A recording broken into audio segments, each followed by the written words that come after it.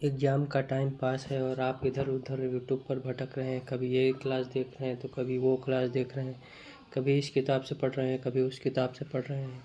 इतना पढ़ाई का क्या मतलब जब आपका एग्ज़ाम हॉल में जब क्वेश्चन आए और क्वेश्चन बने ही ना तो उस पढ़ाई से बेकार है पढ़ाई। तो इसके लिए सबसे पहले आपको करना क्या है कि जो भी पढ़ें किसी एक सोर्स पे आप रिलाई हो जाएं या एक क्लास पे रिलाई हो जाएं। उसके बाद जो अभी पढ़ें उसको दूसरे दिन रिवीजन करें।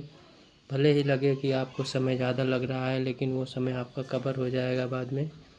तो आप प्रैक्टिस करने के लिए क्विज़ का ज़्यादा से ज़्यादा इस्तेमाल करिए और टेक्स्ट बुक वगैरह या मॉक टेस्ट ज़्यादा से ज़्यादा पढ़िए। 2 से 3 बार कम से कम हफ्ते में रिवीजन करिए, उसके बाद ही किसी दूसरे चैप्टर पर आगे बढ़िए। तो चलिए आज हम लोग स्टार्ट करते हैं अंतर्राष्ट्रीय व्यापार और संगठन। तो आज के इस टॉपिक से आपका 2 से 3 क्वेश्चन किसी भी एग्ज़ाम की तैयारी कर रहे हैं तो उसमें पक्का फंसेगा। चलिए स्टार्ट करते हैं। पहले है अंतर्राष्ट्रीय व्यापार का प्रमुख प्रहरी क्या है। तो अंतर्राष्ट्रीय व्यापार का प्रमुख प्रहरी विश्व व्यापार संगठन है। विश्व व्यापार संगठन मतलब विश्व व्यापार संगठन जो दुनिया भर में जो व्यापार होता है इस देश से उस देश का, उनके बीचों की जो व्यापार की निगरानी होती है उसका नियंत्रण कौन करता है। तो विश्व व्यापार संगठन, इसका अर्थ होता है वर्ल्ड ट्रेड ऑर्गेनाइजेशन। ठीक, फिर है विश्व व्यापार संगठन का मुख्यालय कहाँ स्थित है। तो इसका मुख्यालय जिनेवा स्थित है। जिनेवा कहाँ है। तो स्विट्जरलैंड में स्थित है। ठीक, फिर विश्व व्यापार संगठन की स्थापना कब हुई। तो विश्व व्यापार संगठन की स्थापना 1995 में हुई। अब आपको जब भी पढ़ना है तो कुछ न कुछ चीज़ें रिलेट करते हुए पढ़ना। अब आप कमेंट बॉक्स में बताइएगा कि 1995 के समय भारत के प्रधानमंत्री कौन थे और राष्ट्रपति कौन थे। फिर है मुक्त व्यापार से क्या तात्पर्य। मुक्त व्यापार अर्थात जहाँ पर आयात और निर्यात में कोई प्रतिबंध न हो, आयात निर्यात पर कोई प्रतिबंध न हो तो उसे क्या कहते हैं, मुक्त व्यापार कहते हैं। अब भारत में कैसी अर्थव्यवस्था है। तो भारत में मिश्रित अर्थव्यवस्था है। अगर भारत में क्या होता है कि भारत में कोई भी देश अपना सामान मंगा सकता है और भारत दूसरे देशों से सामान मंगा सकता है। वहीं अमेरिका वगैरह में क्या है कि अमेरिका वगैरह में पूंजीवादी अर्थव्यवस्था है जहाँ पे पूंजीपतियों का आधिपत्य है। ठीक, फिर उसके बाद है सुपर 301 संबंधित किससे है। तो सुपर 301 संबंधित है मुक्त व्यापार में अवरोध से, अर्थात जो मुक्त व्यापार के रुकावट होती है उनको, उनसे संबंधित जो वर्ड है सुपर 301 है। फिर है डंकल प्रस्ताव संबंधित किससे था। तो गैट से, जो WTO है वर्ल्ड ट्रेड ऑर्गेनाइजेशन, इसका पुराना नाम क्या था। तो गैट से था। गैट इसका पुराना नाम था। फिर है वह स्थिति जब फर्म को न लाभ हो न ही हानि हो तो क्या कहलाती है। तो ब्रेक इवन बिंदु। जब आपको लाभ न हानि होता है तो क्या होता है कि आप एक ही बिंदु पर स्थिर रह जाते हैं, तो उसी को बोलते हैं ब्रेक इवन बिंदु। फिर ECGC किससे संबंधित है। निर्यात संवर्धन से, अर्थात निर्यात को जो बढ़ावा देता है उसे बोलते हैं ECGC। ठीक, उसके बाद है ट्रेड पॉइंट की स्थापना का क्या उद्देश्य था यह है। तो इसका स्थापना का उद्देश्य आयात निर्यात संबंधी सूचनाओं का आदान प्रदान करना, अर्थात जो विश्व भर में आयात निर्यात होते हैं उनके जो सभी सूचनाएं होती हैं उनको आदान प्रदान करने का कार्य कौन करता है। तो ट्रेड पॉइंट करता है। ठीक, फिर इसके बाद है भारत निर्यात को प्रोत्साहित करने के लिए India brand equity, India brand equity fund किस मंत्रालय द्वारा स्थापित किया गया। तो वाणिज्य मंत्रालय, वाणिज्य मंत्रालय द्वारा क्या किया गया। तो इंडिया ब्रांड इक्विटी की स्थापना की गई, जिसके माध्यम से जो भारत के व्यापारी हैं उनको दूसरे देशों में निर्यात करने का बढ़ावा मिल सके। ठीक, फिर उसके बाद में है इंडिया ब्रांड इक्विटी फंड की स्थापना कब होती है। तो 1996 के टाइम पे होती है। 1996, 1995 में क्या होता है। तो 1995 में जिनेवा अर्थात WTO की स्थापना होती है। फिर है मूल्यानुसार भारत का निर्यात विश्व के कुल निर्यात व्यापार का कितने प्रतिशत है। तो यह लगभग 3% के बराबर है। ठीक, फिर है हाल ही में किसमें सर्वाधिक वृद्धि हुई। तो कंप्यूटर सॉफ्टवेयर। आप ज़्यादातर अब देखते होंगे कि जितने भी सब चीज़ें हैं सब ऑनलाइन के माध्यम से हो रहे हैं, चाहे पढ़ाई हो चाहे ऑनलाइन ट्रांजैक्शन हो, ज़्यादातर काम ऑनलाइन हो गया। ऑफलाइन का काम खत्म हो गया। जैसे अब देखिए चिट्ठी, पुराने ज़माने में चिट्ठी वगैरह जाती थी, अब इस ज़माने में सब बंद हो गया है। तो सभी माध्यम ज़्यादातर अब क्या हो रहे हैं। तो कंप्यूटर के माध्यम से हो रहे हैं और सॉफ्टवेयर के माध्यम से। ठीक। आगे है, देश में सर्वाधिक मूल्य के रत्न और आभूषण का निर्यात किस देश को होता है? तो संयुक्त राज्य अमेरिका को। ठीक। तो भारत से जो मूल्य रत्न आभूषण थे उस सबसे ज़्यादा निर्यात कहाँ को होता है? तो अमेरिका को होता है। ठीक। उसके बाद भारत चमड़े का सर्वाधिक निर्यात किस देश को किया जाता है? तो इंग्लैंड को किया जाता है। अब भारत में चमड़ा फैक्ट्री ज़्यादातर कहाँ है? तो कानपुर के उन्नाव के पास में है। ठीक। भारत के किस नकदी फसल से निर्यात के द्वारा अधिकतम विदेशी मुद्रा की आय प्राप्त होती है? पहले जानते हैं नकदी फसल। नकदी फसल क्या है कि जब नगद फसल अर्थात जब फसल कटे और उसका तुरंत लाभ किसान को प्राप्त हो जाए तो नगदी फसल कहते हैं। तो नगदी फसल में क्या क्या आता है? तो चाय आता है, गन्ना आता है और कई सारी फसलें आती हैं। ठीक। तो इससे क्या होता है कि जैसे किसान अपना गन्ना काटा, गन्ना को मार्केट में ले गया, बेचा, तुरंत पैसा मिल गया उसका। अब वहीं गेहूं है, धान है, तो गेहूं धान को काटने के बाद तुरंत पैसा नहीं मिलता है, आड़त पे चला जाता है पैसा। ठीक। उसके बाद है, किस क्षेत्र के निर्यात मूल्यों ने विगत वर्षों में निर्यात व्यापार में सर्वाधिक योगदान दिया? तो टेक्सटाइल विभाग। टेक्सटाइल का मतलब क्या हुआ कि जो व्यापार वगैरह है इनके मूल्यों को बढ़ाने के लिए विभिन्न तरह की कंपनियां आगे बढ़ चढ़ के हिस्सा ले रही हैं। ठीक। किस वर्ग के देशों के साथ भारत का सर्वाधिक आयात व्यापार है? तो चीन। जो हम लोग बोलते हैं चाइनीज़ सामान है, चाइनीज़ सामान क्यों ज़्यादातर भारत में बैन हो गया अब इस टाइम? क्योंकि भारत ने अपने जो अंदर के सामान हैं, लोकल वस्तुएं हैं, उनको बढ़ावा देने के लिए विदेशी आयातित वस्तुओं को कम कर दिया है। इसकी वजह से भारत का आयात अब चीन से बंद हो गया है। फिर है, एलएनजी के आयात के लिए भारत में पहला एलएनजी टर्मिनल कहाँ स्थापित किया गया? तो दहेज में। फिर है, भारत के आयात का अधिकतम भाग कहाँ से आता है? तो चीन से, जो कि अभी क्या हुआ कि अभी के टाइम पे इसको बंद कर दिया गया था। ठीक। अभी ज़्यादा से ज़्यादा जो ऐप्स होते थे 33 से 35 के आसपास, अब चीन के जो ऐप्स है टिकटॉक वगैरह उनको भी बैन कर दिया गया। तो ये हो गया आपका करंट का सिनेरियो हो गया। फिर आगे है, भारत द्वारा सबसे अधिक विदेशी मुद्रा किस पदार्थ के आयात पर व्यय की जाती है? तो पेट्रोलियम के आयात पर। तो भारत में जो आयात सबसे ज़्यादा होता है तो उस पर धन जो खर्चा होता है सबसे ज़्यादा, तो किस पे खर्चा होता है? पेट्रोलियम पर। पेट्रोलियम विभाग, जो पेट्रोलियम आयातक देशों का मुख्यालय है वो कहाँ पे है? तो वियना, ऑस्ट्रिया में। ठीक। भारत का सबसे बड़ा निर्यात मद क्या है? तो रत्न और आभूषण, जो अभी हमने बताया। फिर आगे है, भारत का विदेशी व्यापार में व्यापार किस देश से सर्वाधिक महत्वपूर्ण देश कौन सा है? तो यूएसए हो गया। उसके बाद में विदेशी व्यापार को बढ़ावा देने के लिए भारत में विशेष आर्थिक क्षेत्रों की स्थापना किस देश की तर्ज पर की गई है? तो चीन पर की गई। अर्थात लोकल फॉर वोकल को जो बढ़ावा दिया जा रहा है, या हर स्टेशन हर उत्पाद, या एक जिला एक उत्पाद, जो स्कीमें लाई गई हैं वो कहाँ से लाई गई हैं? तो चीन के माध्यम तर्ज पे लाई गई हैं। फिर इसके बाद देश में सार्वजनिक क्षेत्र में कुल कितने निर्यात प्रोसेसिंग क्षेत्र है? तो 7 निर्यात प्रोसेसिंग क्षेत्र है। फिर है, दक्षिण विनियोग व्यापार तथा तकनीकी आंकड़ा विनिमय केंद्र सीट टेक किसकी योजना है? तो G15 की योजना है। अभी आपको कमेंट बॉक्स में बताना है कि G7 का आयोजन भारत में किस स्थान पर पहला स्थापना हुआ है बैठक।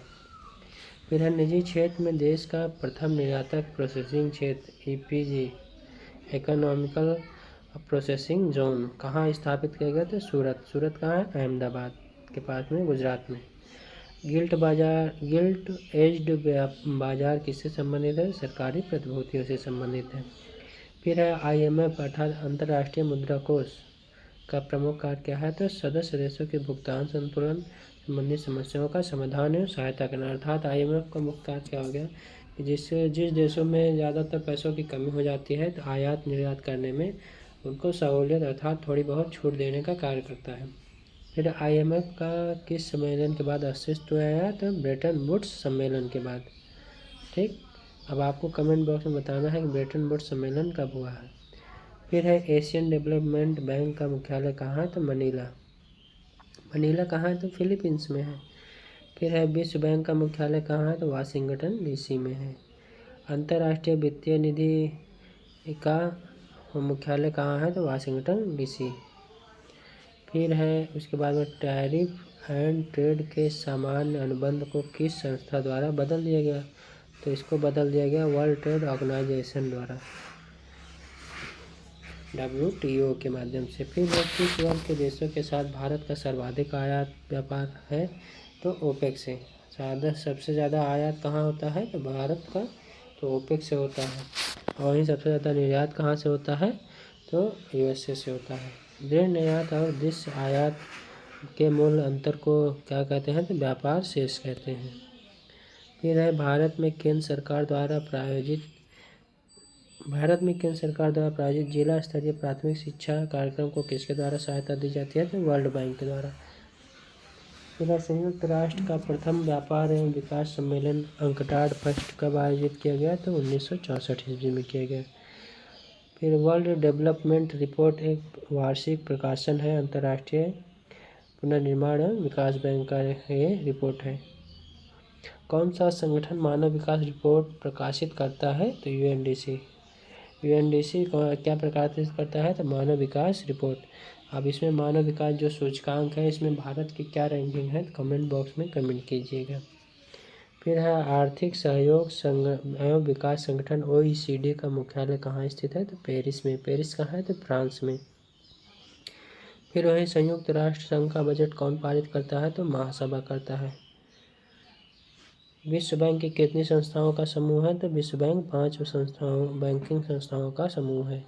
International centre for settlement and investment dispute किससे जुड़ा होता है तो विश्व व्यापार संगठन से, WTO से जुड़ा होता है।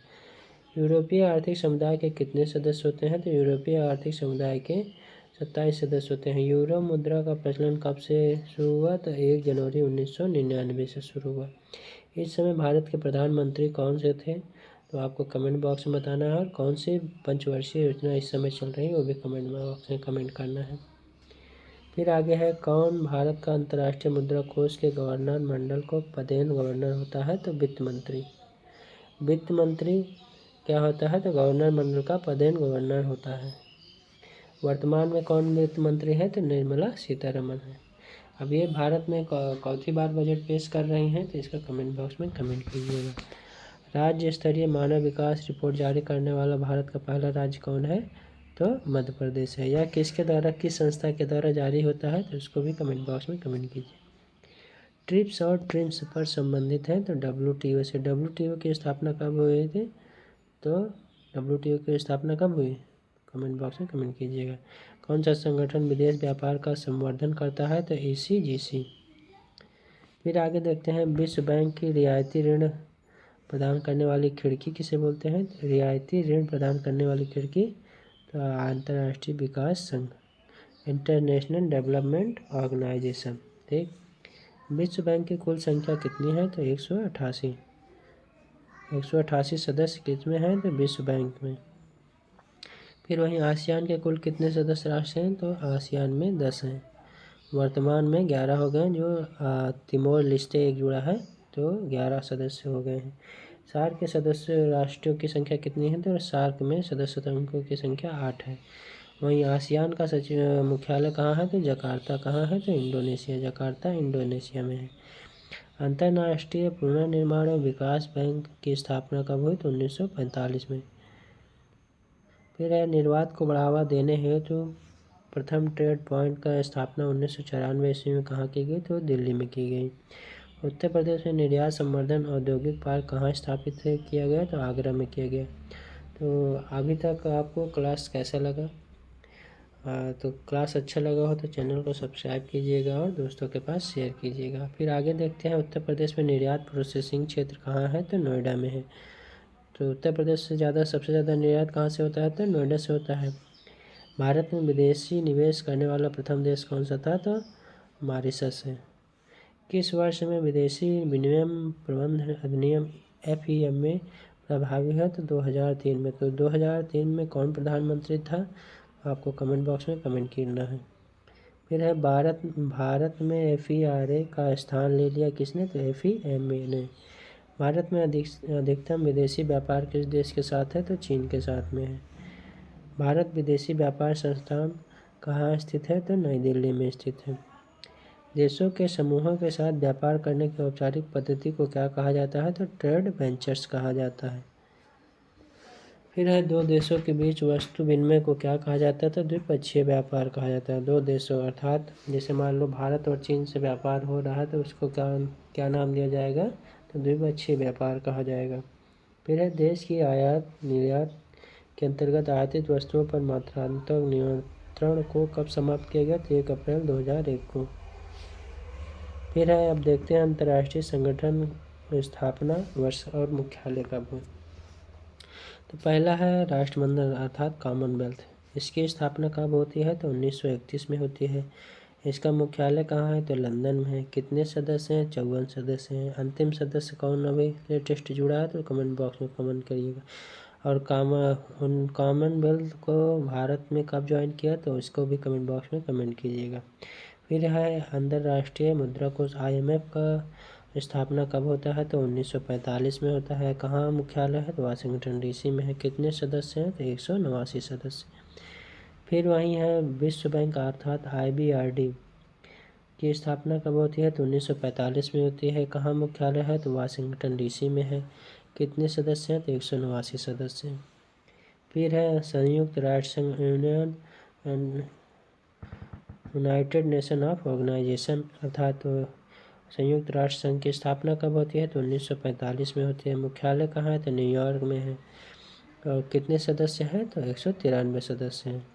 फिर वहीं है food organisation of India, food and agriculture organisation. तो खाद्य एवं कृषि संगठन का मुख्यालय कहाँ है? तो रोम में है। इसकी स्थापना कब होती है? तो 1945 में होती है। ज़्यादातर स्थापना कब होती है? तो आप देखेंगे सेकेंड वर्ल्ड वॉर के समय ही होती है। फिर है इसमें कुल कितने देश थे? तो 194 देश थे।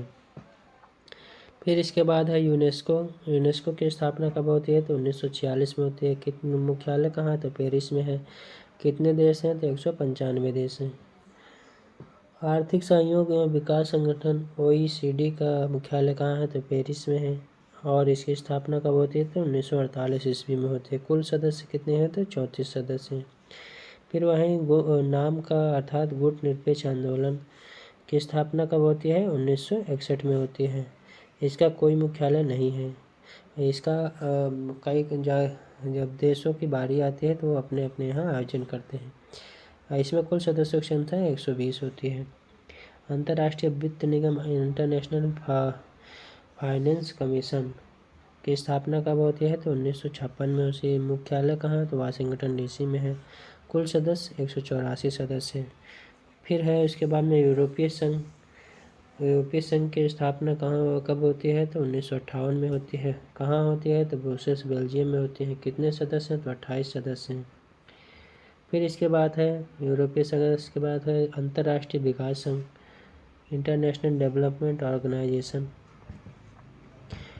तो इसकी स्थापना 1960 में होती है। कहाँ होती है? तो वाशिंगटन DC में इसका मुख्यालय है। कुल सदस्य कितने हैं? तो 172 सदस्य हैं। वहीं ओपेक का मुख्यालय कहाँ है? तो वियना ऑस्ट्रिया में है। कब होती है इसकी स्थापना? 1960 में। कितने सदस्य? 12 सदस्य। फिर है एशियन डेवलपमेंट बैंक की स्थापना कब होती है? तो 1967 में होती है। कहाँ मुख्यालय है? तो मनीला फिलीपींस में है। कितने सदस्य हैं? तो 67 सदस्य हैं। फिर है आसियान का स्थापना कब होती है? 1967 में ही होती है इसकी भी स्थापना। मुख्यालय कहाँ है? तो जकार्ता में है। कितने सदस्य हैं? 10 सदस्य। 11वां सदस्य कौन सा है? तो तिमोर लेस्ते। फिर आगे है एशियाई क्लियरिंग यूनियन ACU की स्थापना कब होती है? तो 1975 में होती है। मुख्यालय कहाँ है? तेहरान में। कुल सदस्य 9 सदस्य हैं। फिर है दक्षिण सार्क की स्थापना कब होती है? तो 1985 में होती है। मुख्यालय कहाँ है? तो काठमांडू में है। कितने सदस्य हैं? तो 8 सदस्य हैं। फिर इसके बाद है नेक्स्ट है जलवायु परिवर्तन एवं अंतर सरकारी पैनल IPCC की मुख्य स्थापना कब होती है? तो 1988 ईस्वी में। मुख्यालय कहाँ है? तो जिनेवा में है। कितने सदस्य हैं? तो 192 सदस्य हैं। फिर वहीं G15 की स्थापना कब होती है? तो 1989 में होती है। कहाँ मुख्यालय है? जिनेवा में। कितने सदस्य हैं? 19 सदस्य हैं। APEC की स्थापना कब होती है? तो APEC की स्थापना 1989 में होती है। कहाँ होती है? तो मुख्यालय कहाँ है? तो सिंगापुर में। और कितने सदस्य हैं? तो 21 सदस्य हैं। ठीक। फिर इसके बाद है नाफ्टा की स्थापना कब होती है? तो 1992। इसका मुख्यालय कहाँ है? तो इसका मुख्यालय नहीं है, यह देशों में आयोजित किया जाता है और इसके कुल सदस्य कितने हैं? तो 3 सदस्य हैं। फिर उसके बाद में WTO वर्ल्ड ट्रेड ऑर्गेनाइजेशन, इसकी स्थापना कब होती है? तो 1995 में होती है। मुख्यालय कहाँ? जेनेवा में है। कितने सदस्य? 164 सदस्य हैं। फिर आगे है मार्कोसुर की स्थापना कब होती है? तो 1995 में होती है। कहाँ है मुख्यालय? तो मोंटेविडियो। कितने सदस्य हैं? 6 सदस्य हैं। फिर इसके बाद में असम की स्थापना 1996 में होती है। कितने सदस्य हैं? 53 सदस्य हैं। फिर है यूनासुर की स्थापना 2008 में होती है। कहाँ मुख्यालय है? तो वो लीबिया में है। कितने सदस्य हैं? तो 12 सदस्य हैं। फिर है भूमध्य सागरीय संघ MU की स्थापना कब होती है? 2008 में होती है। मुख्यालय कहाँ है? पेरिस। कितने सदस्य हैं? तो 43 सदस्य हैं। तो क्लास कैसा लगा? अगर क्लास अच्छा लगा हो तो चैनल को सब्सक्राइब कीजिएगा, दोस्तों के पास शेयर कीजिएगा। अभी के लिए इतना ही। जय हिंद, जय भारत।